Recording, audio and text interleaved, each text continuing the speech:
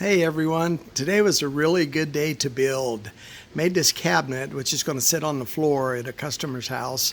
We're building them a screened-in porch area, and they just needed a little cabinet for their lawn equipment and stuff like that, odds and ends of stuff. And so made it with pocket joinery, and I'll just show you real quickly where you can take and drill the holes and then put your screws in. You join all your wood that way. And I did just a white pine, and then the doors I made with your typical railing style, and you take it, you can do the pocket joinery on these too. It's kind of a rustic, so it's cool to do it like that. They could be filled in if you need to, but a lot of this stuff that we don't need to. And all of the shelves, you do the pocket joinery from underneath, so when the cabinet's opened, you really don't see any of that. So isn't that cool? Got fixed shelves, and then got flat panel shaker style doors.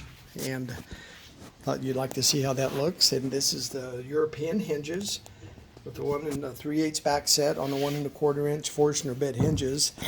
This is the cutting board that I made, and it's looking really good. And then the little bandsaw box. This is what the bandsaw box looked like before I used the bandsaw.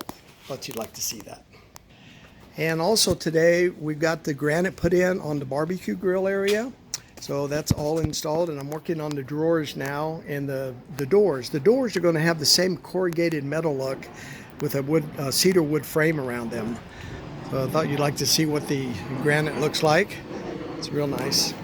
And so almost finished. Just every day get something else. And so I thought you'd like to see what all that looks like too. So the next thing will be once I get all the drawers finished and get those put in. Trying to work on it this weekend and early next week, and then it'll be all done.